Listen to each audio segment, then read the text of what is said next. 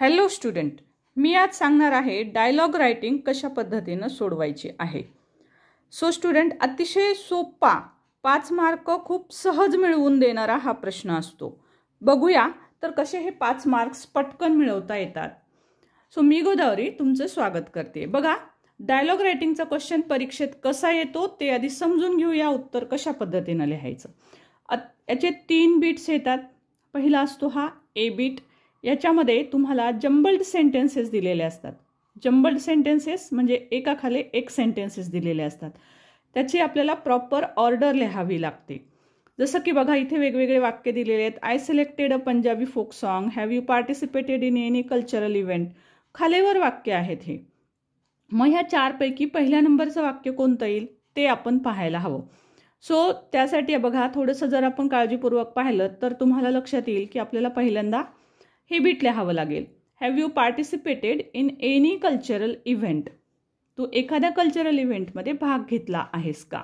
आता हा प्रश्न पहिला असणार आहे, म्हणजे याला आपण नंबर 1 देणार. ओके, सो हा असणार आहे नंबर 1. आता जर असा प्रश्न विचारलेला असेल तर याच्यानंतर ऑब्व्हियसली ह्याचं उत्तरच येणार आहे.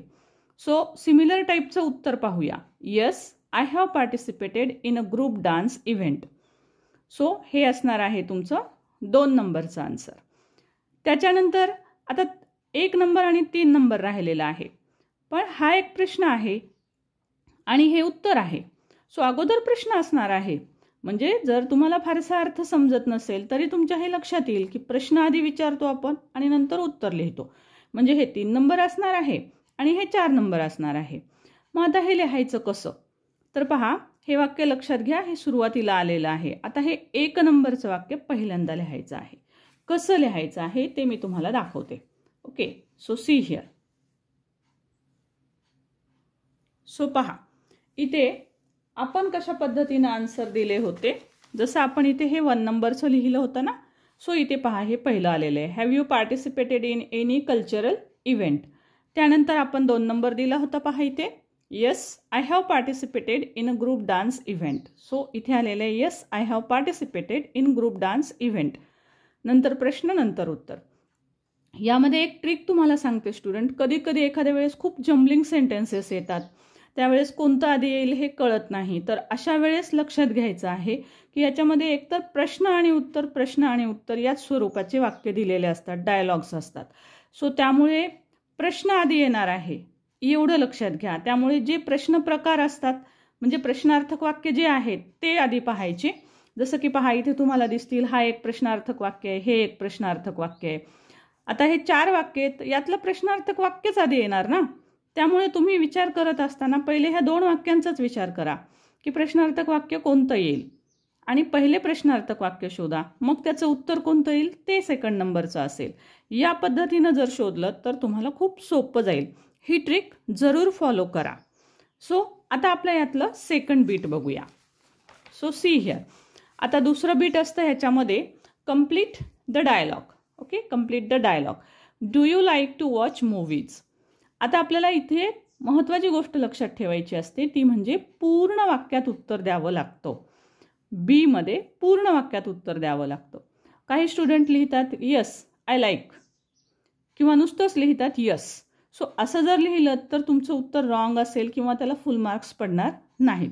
एकतर अगोदरच 1च मार्क असतो ह्या बीटला. त्यामुळे तुम्हाला याचं वाक्यात पूर्ण वाक्यात उत्तर लिहायचं आहे. Which is your favourite movie.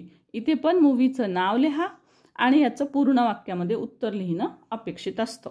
Okay, so बघूया याचं पूर्ण वाक्यातलं उत्तर कशा पद्धतीनं लिहिलेलं आहे. See here. Do you like to watch movies. Yes, I like to watch movies. Underline केलेली दिसेल प्रॉपर आणि पूर्ण वाक्यात उत्तर आहे. Which is your favourite movie. Maharshi is my favourite movie. या पद्धतीनं तुमचं कोणतंही नाव लिहू शकता आणि पुढे हे वाक्य पूर्ण आलं पाहिजे. सो पूर्ण वाक्यात उत्तर लिहा, त्याशिवाय मार्क्स पडत नाहीत. आता पहा स्टुडंट, नेक्स्ट क्वेश्चन कोणता दिलेला आहे. Write a dialogue between Ganesh and Mahesh having 3 meaningful exchanges on the benefits of morning walk. प्रश्न असा दिलेला असतो तुम्हाला की कुठल्या तरी 2 व्यक्तींमधला डायलॉग लिहायचा आहे, पण त्यांनी महत्त्वाचं सांगितलेलं असतं 3 meaningful exchanges. Okay, 3 meaningful exchanges. I think पहिल्या वाक्यात माझं काहीतरी रॉंग वाचण्यात आलं असं वाटते. So sorry for that. So meaningful exchanges on the benefits of morning walk. तर तुम्हाला मॉर्निंग वॉकचे बेनिफिट्स लिहायचे, पण इथं महत्त्वाचं काय, 3 मिनिमम एक्सचेंजेस आले पाहिजेत. म्हणजे बेनिफिट्स जे तुम्ही लिहिणार आहात, जी थीम दिलेली आहे त्यातले तुम्हाला 3 महत्त्वाचे पॉईंट्स सांगायचे आहेत. बेनिफिट्स विचारले असतील 3 बेनिफिट्स लिहा. इम्पॉर्टन्स विचारले असतील 3 इम्पॉर्टन्स लिहा. युजेस विचारलेले असतील 3 युजेस लिहा. आता हे 3 युजेस 3 शब्दात लिहिणार का तुम्ही, तर नाही. तर तुम्हाला ह्याचा डायलॉग बनवायचा आहे प्रॉपर, आणि या डायलॉगमध्ये तुमचे वेगवेगळे वाक्य येतील. म्हणजे प्रश्न येतील, त्याचं उत्तर म्हणून तुम्ही बेनिफिट्स सांगणार आहात. प्रश्न येतील, त्याचं उत्तर म्हणून तुम्ही उपयोग सांगणार आहात. प्रश्न येतील, त्याचं उत्तर म्हणून तुम्ही अशा पद्धतीनं, तुम्हाला जर फार अवघड जात असेल तर प्रश्न उत्तर या स्वरूपामध्ये तुम्ही 3 वेगवेगळे बेनिफिट्स, युजेस जे विचारलं असेल ते लिहायचं आहे. या पद्धतीनं लिहिलं तर डायलॉग ऑटोमॅटिक मोठा होतो. जर तुम्हाला फारसं इतर गोष्टी सुचत नसतील तर तुम्ही प्रश्न न घेता 2 वेगवेगळे डायलॉग घेऊन सुद्धा वेगवेगळे बेनिफिट्स, युजेस वगैरे लिहू शकता. सो मी तुम्हाला 5 वेगवेगळ्या प्रकारचे उत्तरंसुद्धा दाखवणार आहे, बोर्डला आलेले सर्व प्रश्न आणि त्यांची उत्तरं. सो तुमच्यासाठी हा व्हिडिओ खूपच युजफुल राहणार आहे, शेवटपर्यंत जरूर पहा. आता बघूया मग ह्याचे 3 मिनिमम एक्सचेंजेस आपण कशा पद्धतीनं लिहायला पाहिजेत. हा प्रश्न असतो 3 मार्कांसाठी. दिस इज व्हेरी इम्पॉर्टंट, कारण हा 3 मार्कांसाठी आहे आणि स्टुडंट्स ह्याचे उत्तर खूपच छोटं लिहितात. सो 5-6 ओळीत जर लिहिलं तुम्ही तर कदाचित ह्याला मार्क्स चांगले पडणारच नाहीत. सो त्यासाठी मुलांना प्रश्नच हा पडतो की का बरं उत्तराला मार्क्स आमच्या पैकीच्या पैकी दिले जात नाहीत. सो सी स्टुडंट, आन्सर कसं लिहायचे मग कळेल तुम्हाला की पैकीच्या पैकी मार्क्स केव्हा पडतात. ओके, सो पहा आता इथे आन्सर लिहिलेला आहे आपण, the benefits of morning walk. So बघा उत्तरात पाहू शकता तुम्ही कशा पद्धतीने एवढा पूर्ण मोठा तुम्हाला हा डायलॉग लिहिलेला दिसेल. आणि याच पद्धतीनं प्रॉपरली तुम्हाला मोठा पण डायलॉग लिहायचा आहे आणि याच्यामध्ये प्रॉपर बेनिफिट्स आले पाहिजेत. जसं की बघा, a morning walk is the best exercise which can keep us fresh for whole day. Okay, so तुम्हाला होल डे, दिवसभर ते फ्रेश कसं ठेवतं, हा पहिला तुमचा ऑटोमॅटिक बेनिफिट आलेला आहे इथं.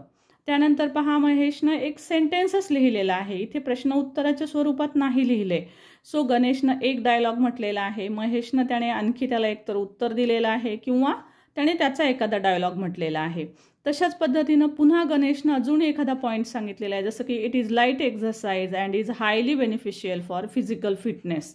सो अशा पद्धतीनं पॉईंटमध्ये म्हणजे असर्टिव्ह सेंटेन्स टाईप तुम्ही बोलीभाषा जशी येईल त्या पद्धतीनं तुम्हाला हे डायलॉग्स प्रिपेअर करत जावं लागतं.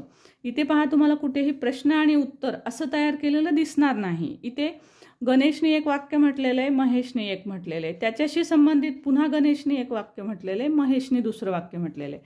पण याच्यामध्ये तुम्ही जर बेनिफिट्स पाहिले तर लक्षात येतील तुमच्या की याच्यामध्ये 3 महत्त्वाचे बेनिफिट्स सांगितलेले आहेत. ओके, जसं की बघा इथं पण तुम्हाला दिसेल, it is for this reason that doctor's always recommended the patients for having morning walk. Okay, so morning walk का करायला सांगतात डॉक्टर्स हे पण इथे दिलेलं आहे. सो याच्यामध्ये मेन पॉईंट इथे आणखी आलेला आहे की प्रोव्हाइडेड विथ फ्रेश एअर, याच्यामुळे आपल्याला फ्रेश एअर मिळते. सो असे वेगवेगळे बेनिफिट्स जास्तीत जास्त सांगायचे आहेत. 3च्या ऐवजी 4 लिहिलेत तर उत्तमच, आणि मग आपोआपच डायलॉग मोठा होतो आणि 3 पैकी 3 मार्क्स तुम्हाला मिळतात. यात महत्त्वाचं असतं बोलीभाषा वापरायची आहे. फार अगदी पुस्तकातले वाक्य जशा प्रकारचे असतात तशी लँग्वेज यात वापरायची नसते. ओके, सो स्टुडंट, आता इथून पुढे मी तुम्हाला दाखवते बोर्डला आलेले 5 वेगवेगळ्या प्रकारचे डायलॉग रायटिंगचे answer. Okay, most important dialogue रायटिंगचा हा क्वेश्चन आहे पहा, कारण हा बऱ्याच वेळेस परीक्षेला विचारलेला आहे. सो नीट वाचून जा.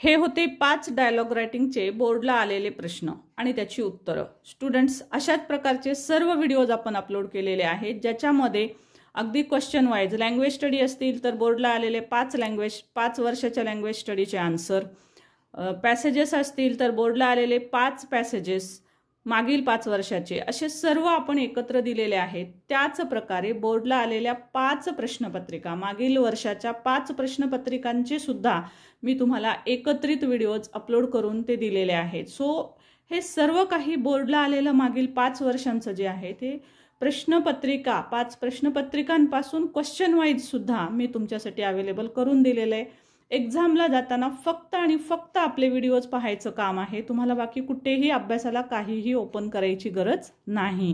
सो जरूर चॅनल सबस्क्राईब करा नवीन असाल तर, आणि लाईक करा, आणि त्याचबरोबर व्हिडिओ शेअर करा, कारण यातूनच फक्त अभ्यास करायचा आहे। Thank you so much for watching.